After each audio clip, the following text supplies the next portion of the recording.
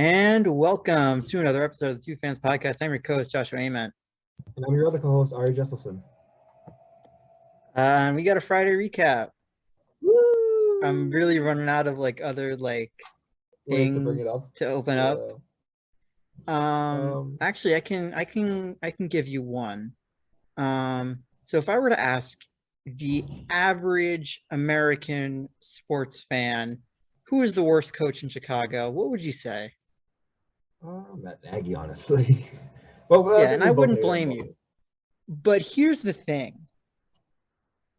By record, he was not until about a week ago, because Jeremy Colleton of Chicago Blackhawks got fired this past week from the Blackhawks.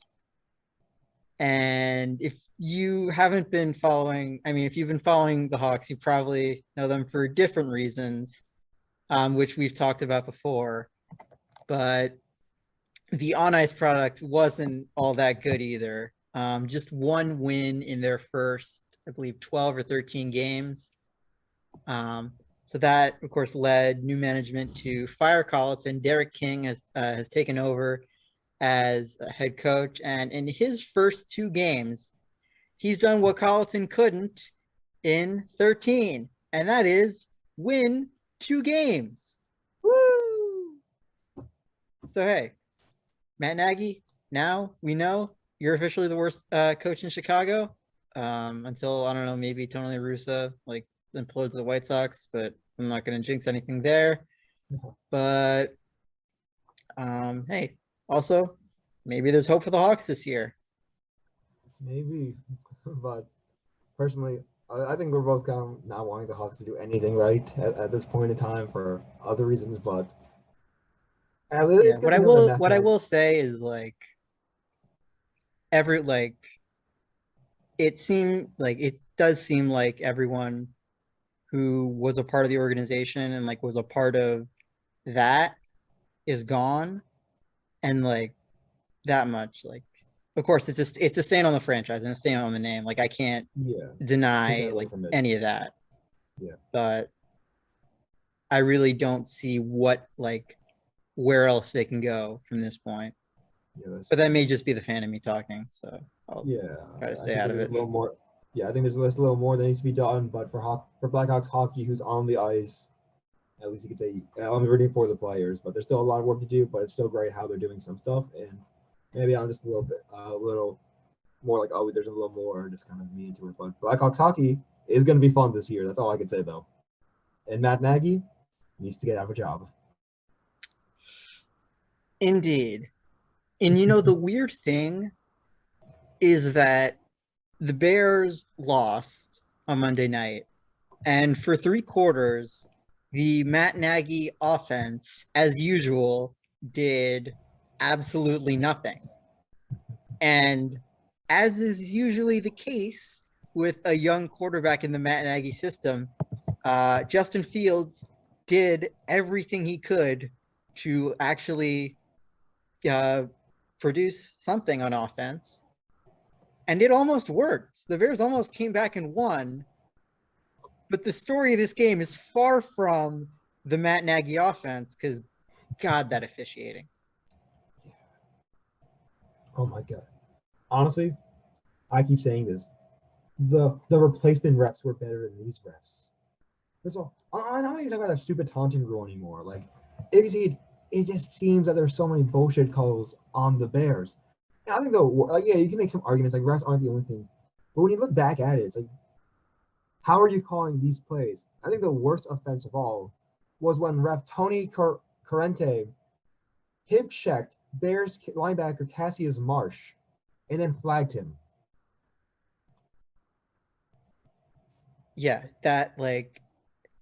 if you've seen that play, you understand that was honestly so ridiculous that I can maybe understand the taunting call that they had on him, that maybe they have been pretty strict with that, so maybe that falls under the realm of what they perceive as taunting. And I can maybe get that. And I can maybe excuse the inconsistency with the roughing the passer, but even then, not really, because they've been super inconsistent with calling that all year. But when a referee intentionally puts himself in the way of a Yeah. defender, And, like, what the fuck is that? and when you see in the video, you see how the very linebacker is trying to get out of the way. Also, he sees the ref in sight, and he moves a little to the left, and you can still see the ref haunting him. He's pushing him into it, pushing himself into the linebacker who's avoiding the ref. Just terrible. Like the NFL has to do something about it, honestly. Like it's. I feel like every week we always talk about the shitty refs, but I feel like this is the worst it's ever been at. Until next week, though. I mean, yeah, I said it earlier this year, like there were a lot of games where it was like one call that swayed the outcome of a game. This was like pretty much the exact opposite, that like just like everything that maybe if you take each one isolated outside of that hip check, because like that's up there with Nickel Roby Coleman among like worst calls of all time. But every other one, I think like if you put it in a vacuum, you might say, yeah, officiating's not a precise art, and maybe they'll make that call like 50-50. But all of that together, and just about everything going the Steelers' way, I mean, it's just ridiculous. It is ridiculous. And it just takes away from it. I mean, a lot of people look about the integrity of football, and that's why they added the taunting rule. But by adding these rules and by everything that's happened, it kind of takes away from the integrity of the sport. Yeah, I mean, yeah, like I can like I don't think there would be a single fan. Like you can go back to the taunting, which I'll say like under the NFL's rules, like probably did constitute taunting. But if it didn't, I can't think of a single person who would say that should be taunting. Yeah, exactly. It's one of those things that make you say, "What a game!" but for the worst reasons imaginable. Yeah, how about That's what a game for a very surprising reason? Just Thursday night, the Dolphins over the Ravens. oh my Like, god. I didn't think it was going to be much of a contest, but not in the way that it was. I mean, the Ravens seem to have had, um, they were in control of their own destiny regarding the AFC North, one of the most competitive divisions in football. And like you could see there was some inconsistency with the team, like I mean quarter to quarter sometimes. But like this game, just like what happened? Honestly, and it is one of those things that make you say, "What a game!" Like that's my first thought of it because I really don't know what to say because I think I'm more baffled about this game. You know what I mean? Like Lamar didn't play bad. Rushing was kind of effective. They were getting stopped before. A lot of things were inconsistent, but what a game. You know? I guess congrats to Dolphins. Like that defense did hold out Lamar Jackson and the Ravens. They kind of knew that the big center point was Lamar Jackson. If you contain him, you can contain the rest of the offense, and they got that to a T last night. And just congratulations to them. Yeah, it honestly just kind of feels like a glitch in the matrix, Yeah, so to speak. And then like you have like a Dolphins team that really like the defense. Again, I will point to the loss of Kyle Van Noy as like the downfall of that Brian Flores defense. And then they just stepped up and limited the Ravens to their lowest scoring total in the Lamar Jackson era. honestly, like, I think the Dolphins realize that they don't have that top overall pick. The top overall pick by the Dolphins wasn't going to go to them. That it was going to go to that Eagles in that trade. I think they realized that, so they kind of stepped up their game. But other than that, that's kind of my take on it.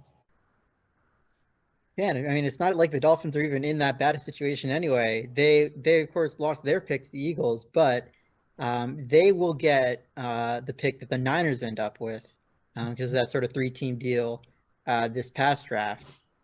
And by the way, the guy they got with it, Jalen Waddle, like he's not been bad. He's not bad at all. He got you 10 points last night. Yeah, he did. I know Just for that because we're context, we're playing each playing other each this other in week. fantasy this Yeah, week. honest. Yeah, it's gonna be fun. It's gonna be a good week though, honestly. Yeah. I also had Lamar just for clarity purposes. I don't even think he got me all that much. Either that or We the got you like, projections were like super high for him. I think you got like 22 points total. So we got you. My internal phone's not really working that well, but you have like 22 point something points so far. I mean, I'm doing Patrick Mahomes, so I can't do that well, honestly, because he doesn't have. He's been in a slump. We talked about this. You have 27 points. My bad. So Lamar Patrick's been in a slump for me. That's what I've been saying. We've been saying about a lot. How either the offense exposed, Patrick was talking a little too much, but it's just not the same Chiefs offense as before. Lamar got you 17 points. Jalen got 10.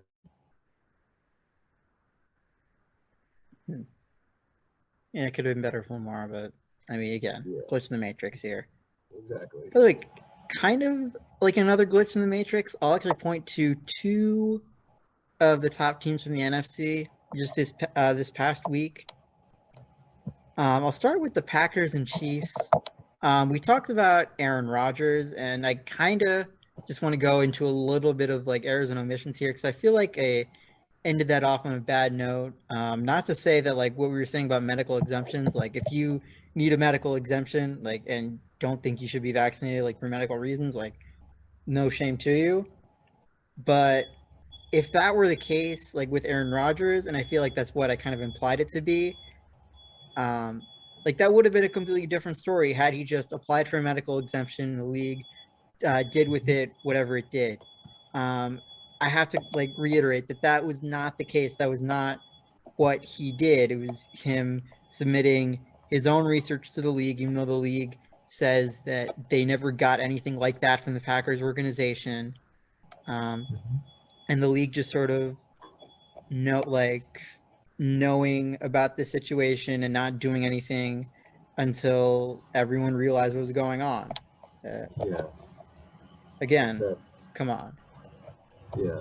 And that's really all we can say about Aaron Rodgers. Just come on, honestly. Like, yeah, but back to the game itself. oh my Before God. I wouldn't want to sidetrack myself again. Yeah. I mean, it was Jordan Love's first career start against. I mean, it was like kind of like one of the best and worst case scenarios in that you go against the Chiefs defense, one of the worst in the league, but it's also at Arrowhead, one of the loudest stadiums in the league. So, like, what you want to take away from it, I don't really know. The fact that they only scored 7 points again is very, very concerning. But again, you could say like first start, Arrowhead, but also Chiefs defense. Yeah. So a whole bunch of factors there, and I think over time we'll see which one it really was. Yeah, exactly. Like it's his first start ever. We can't really judge the player that much off of his first ever start. Like first time jitters, and it wasn't. He played really. He did play good. I mean, first time ever. So I gotta give hats off to Jordan Love for actually doing it, and I want to see this kid succeed. So I'm really excited to what he does next week. This week.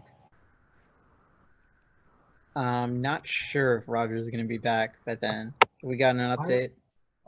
No update, but the Packers organization will be fined $300,000, and both Aaron Rodgers and Alan Lazard will be fined for breaking COVID protocols with the total amount of $14,650 each.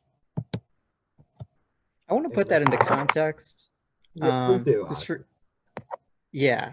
Do you have up the total fine that CD Lane received for wearing his jersey untucked?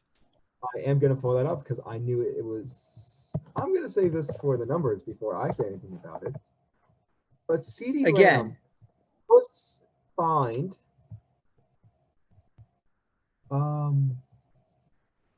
Let me pull this up. And I want to bring back the number Rogers and Lazard for violating COVID protocols, 15K each.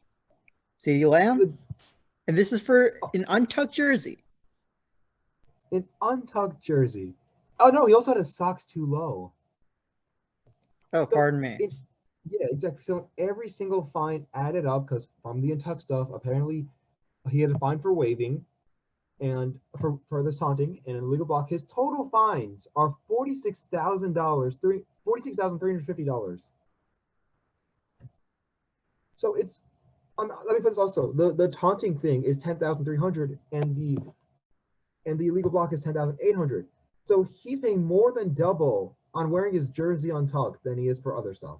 He is paying more than triple for what Aaron Rodgers is paying for a jersey untucked. Meanwhile, Aaron Rodgers broke COVID protocols. I mean, yeah. And you can maybe bring up the case of like repeated offense of whatever. But even then, how about you want to fine every single time Aaron Rodgers broke COVID protocols? Again, he never wore a mask during an interview. I mean, and of course he says that he like followed all the other protocols. But even then, I'm a little bit skeptical on that. But and whatever the case, okay, no, cut me off. No, you go first because I'll bring it up after. I mean, whatever the case, the fact that the league is basically saying whether your jersey is untucked or not is more important than whether you are violating COVID protocols or not. Like, get your priorities straight. Exactly. Like the NFL needs a lot of priority. And just to put this also, for the first time, Tuck had an fine untucked jersey. It was 5,000. And versus the Panthers, it was 15,450. That one fine alone is more than what Aaron Rodgers is going to pay. Get your priorities straight, NFL. All right, now going back to the glitch in the Matrix because I want to talk about one other game, and that's Cardinals Niners. Because you would think that even though they were 7-1, an Arizona Cardinals team without Kyler Murray, without DeAndre Hopkins, and with Chase Edmonds for all of one play would not win, even if it's with a banged up Niners team. Granted, they got Kittle back, but even then, like he was just coming off of injury. But even then, like it wasn't even a game. The Cardinals just like blew him out. Colt McCoy was playing like Kyler Murray. By the way, Colt McCoy's in the NFL in 2021. Who knew?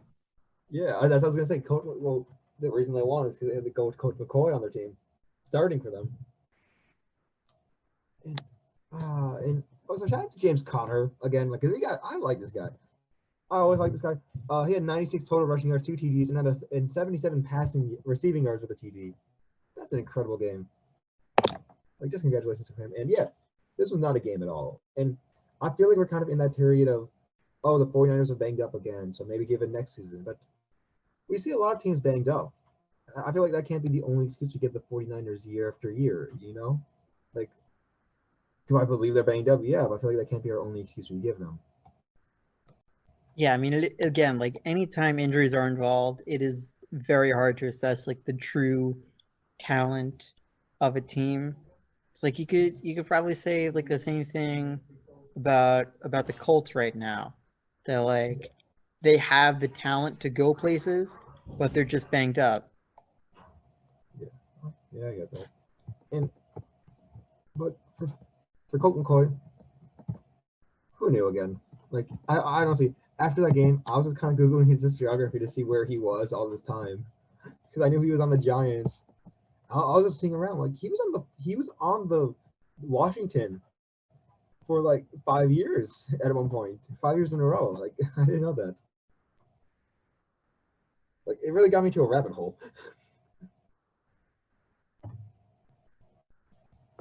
Yeah, I mean, kind of ridiculous. I mean, like he's probably up there with like the Josh McCown, Ryan Fitzpatrick, and I'm trying to think of the rest. Joe Johnson, Josh Johnson. Josh Johnson. Come on, man. He whatever. was involved in the Scorigami. He was. So I can't believe I got his name. Yeah. Just to bring it up, Colt McCoy has been in this league for 11 years, and he has been for 5 teams. So he's oh, Joe Flacco's a journeyman. You classify Flacco. I mean, you can, but also He like doesn't for go how by- long? Because like with Yeah. like he's been around for a while, and Yeah, really he's only started to ongoing. be a journeyman recently. Yeah, exactly. But shout out to Colt McCoy. Shout out to James Conner. This team is electric, and I'm happy for them. Yeah, and I mean like again, the NFC is a lot better, or at least a lot more top heavy than I'd initially imagined it. Like Oh yeah. you have, I mean, the Cardinals looking like the best team in the league, which I mean, I thought they'd be good, but not this. Yeah. Um, you have, I mean, the Packers just leading the NFC North like they always do. You have the Cowboys actually like starting to maybe play up to their talent level. If you want to forget about last week Tank against the division. Broncos. And Tank division from last year, which RIP Tank division. You will be missed. Yeah. And also you have the NFC South, which has 2.5. It's weird because the Bucks we know are a good team. The Saints are sometimes a good team and sometimes not. Yeah. And the Panthers have a good defense. Yeah. And McCaffrey. And the Falcons are the Falcons. We kind of, before anyone asked, the Falcons are the Falcons. You knew that. But here's that's the weird thing. The Falcons actually didn't falcon. Like I know. We were texting about it during the thing. That's the craziest part for me, honestly. Like they didn't Falcon away. I love how yeah, I mean, like they almost for did. choking down. They almost but did. I mean, Young Wei Koo. Yeah, he's inevitable. He can't be. He can't. This can sound. That was gonna sound weird or wrong if I said that. He doesn't choke. He doesn't choke. Yeah. Thank you. But the Trevor Simeon Saints might do something. You never know. We're in the Trevor Simeon era, baby, and Panthers. I heard they got another quarterback. Yeah, they did. I mean, Sam Darnold is out for a while with what was it, a shoulder back injury. Let me just double check.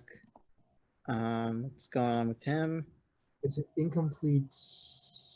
Yeah, it's a shoulder injury. So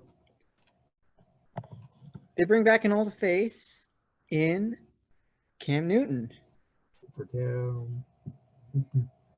Yeah, and I'm kind of surprised it took a little long to this happen, but just to put this in perspective, right? The Panthers, after releasing Cam Newton, signed Cam Newton's replacement, Teddy Bridgewater. After they got rid of Teddy Bridgewater, they signed Teddy Bridgewater's replacement, Sam Darnold. And now with Sam Darnold hurt, they have to sign a replacement for him, which they got by Cam Newton. So they're paying Cam Newton's replacement, and the replacement for Cam Newton all at the same time. Yeah, I mean, I'm not gonna lie. Like, we haven't seen Cam in action since the end of last year with the Patriots, which I do want to reiterate. Like, the Patriots offense in their 1 year of Cam Newton ranked middle of the pack, which is exactly where they left off in their last year of Tom Brady. So it's really hard to say what Cam Newton is anymore. So, like, I will just let the product on the field do the talking.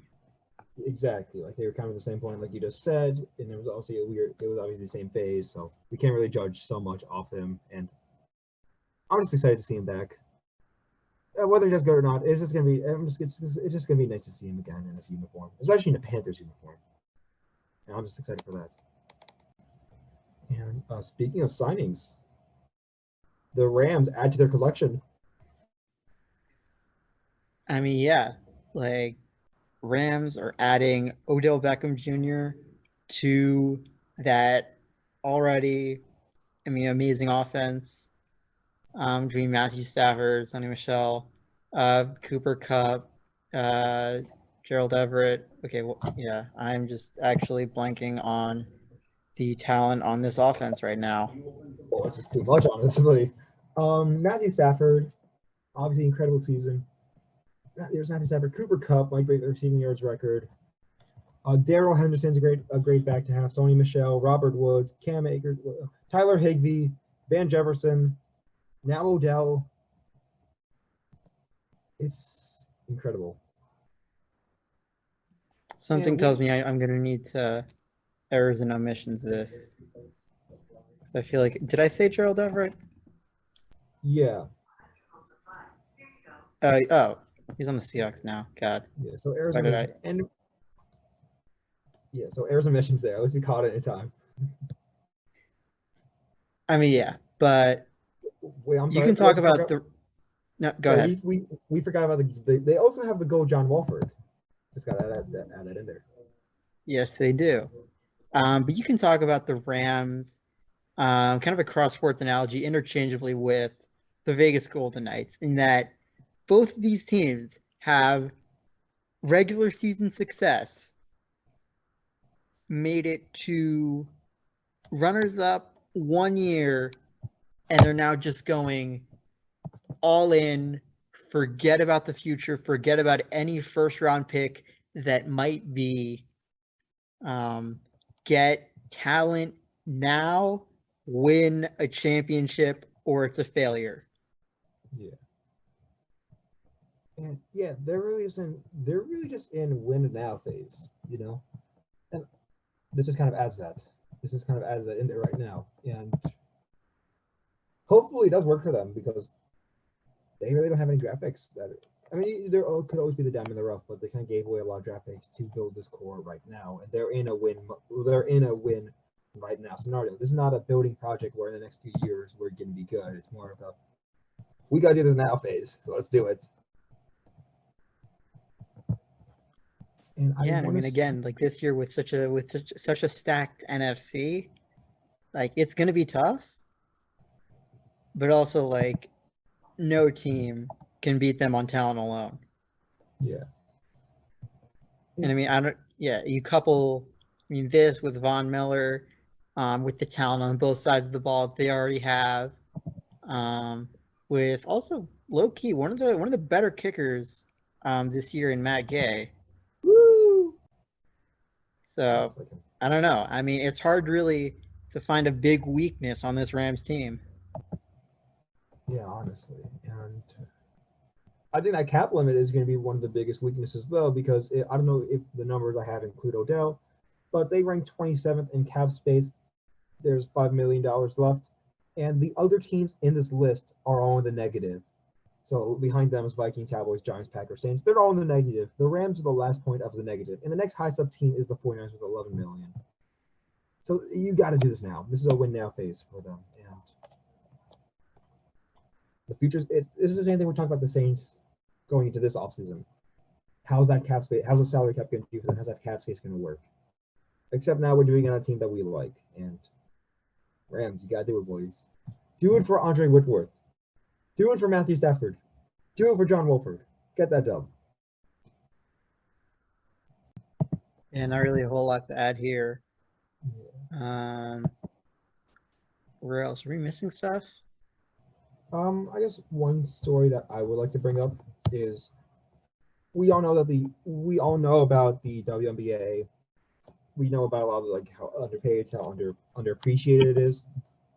And when the season ends, a lot of players in the WNBA do go overseas to play to, financially satisfied to make an income so they can live places to get food just to make an income really. And instead of going overseas, there's going to be a new place for 1 month. It's called the Athletes Unlimited Basketball. And it's going to be a winter league, if you will. It'll be from 1 month, starting in January 24th to February 24th. And the big catch is there's no GMs, there's no team officiating, it's just the players. So what's going to happen is there's 4 teams, and no owners, no specific teams, no general managers, right? So the 4 teams, they have different colors, and you get assigned captains before. All the captains pick their team, and for 1 week they all play. The 4 best players on the team, the 4 best players in the league, will become captains for the next week, and draft the whole thing until the progress goes on. This is the way. So instead of players traveling overseas to play, they can now play still in the states and stay in the states for at least 1 month. Yeah, this is like a very novel idea to say the least. Like, I know, like, I'm like, it's kind of like an unfamiliar concept, but also like familiar at the same time. Of like, it basically like kind of like takes me back to like basically like pickup games or like summer camp or stuff like that. Um, that I don't know what to make of this. Like, of course, like I absolutely like can see just like the practical benefits for, I mean, for the players in this in terms of like um getting paid more, sort of like I mean getting to play with whoever. I'm not gonna lie, like it's kind of interesting to theorize what this could look like with the NBA.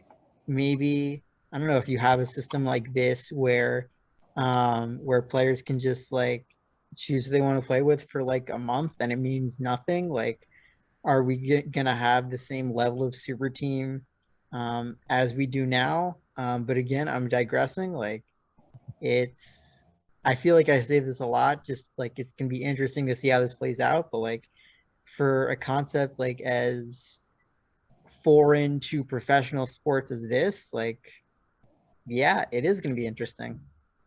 Yeah, I'm just excited for it personally. I really want this to work out, and do watch it, please.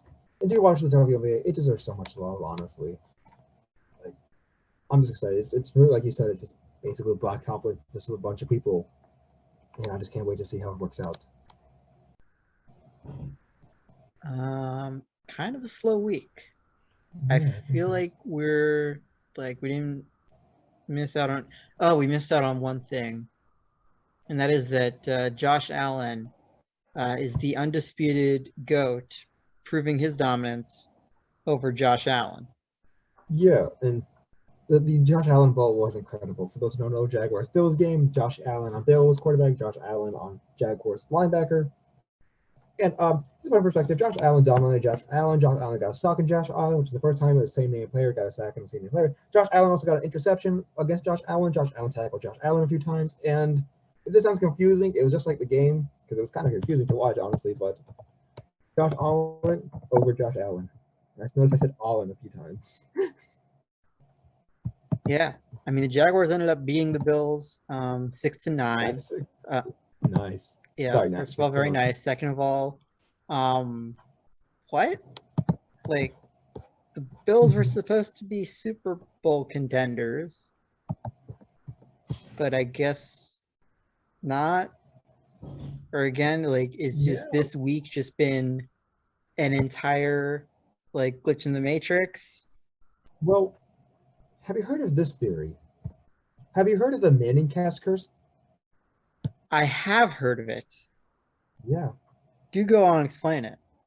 The Manningcast curse really states that a time when a player goes on the Manningcast, which is on ESPN, where you can see Elon Peyton Manning do commentary for NFL games, they end up losing the week they play. This happened with Travis Kelsey when he got on. This happened now with Josh Allen. It's happened with a lot of other players, actually. It's been dating back for a while now. And I think a way this kind of confirms it is that Peyton Manning apologized for the loss on Josh Allen. He apologized. Peyton Manning actually apologized for the curse, kind of confirming their essence in a way. Yeah, and I mean whatever you want to make of the Bills offense, and like let's be real, Brian Dable has not been running a good offense the past couple of weeks.